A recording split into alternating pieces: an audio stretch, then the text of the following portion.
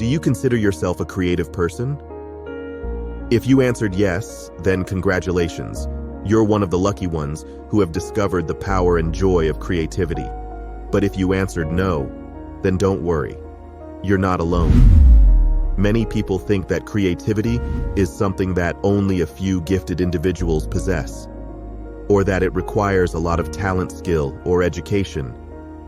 They think that creativity is reserved for artists, writers, musicians, or other professionals who make a living out of their imagination. But that's not true. Creativity is not a rare or exclusive quality. It's a universal and innate human trait that we all have. We are all born with the ability to create, to express ourselves, solve problems, to invent, to explore, to play, to dream. Today I'm going to talk about Big Magic by Elizabeth Gilbert. We have divided this book into 6 chapters. Let's get started.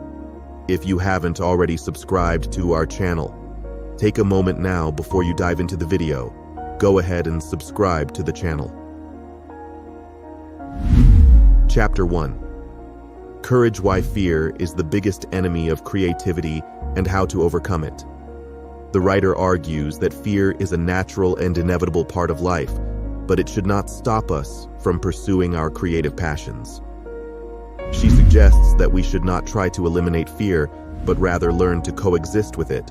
She advises us to let our curiosity lead the way and to put our fear in the back seat, where it can offer feedback but not take control.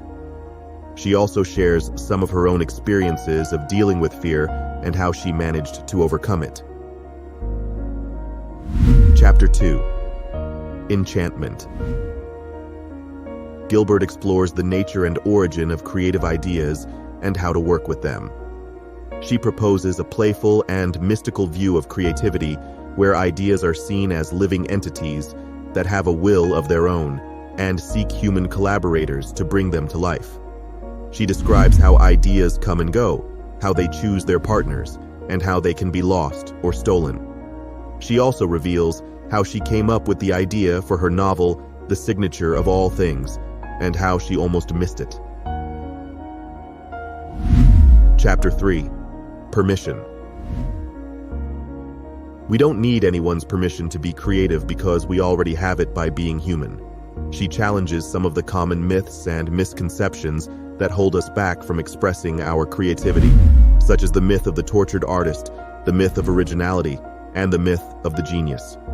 She also urges us to embrace our voice and style and to be authentic and honest in our work. Chapter 4. Persistence. Gilbert advises us to be persistent and disciplined in our creative endeavors without being perfectionist or obsessive. She explains why persistence is essential for creativity and how to cultivate it. She offers some practical tips on how to set up a routine, how to deal with distractions, how to overcome procrastination, and how to finish what we start.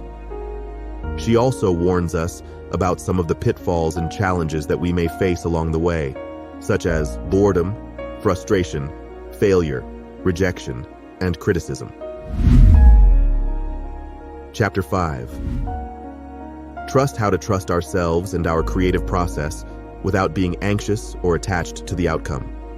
We should adopt a relaxed and detached attitude towards our work and enjoy the journey rather than the destination. Creativity is not a matter of life and death, but a gift and a privilege. The writer shares some of her strategies for coping with stress and uncertainty, such as meditation, humor, and gratitude.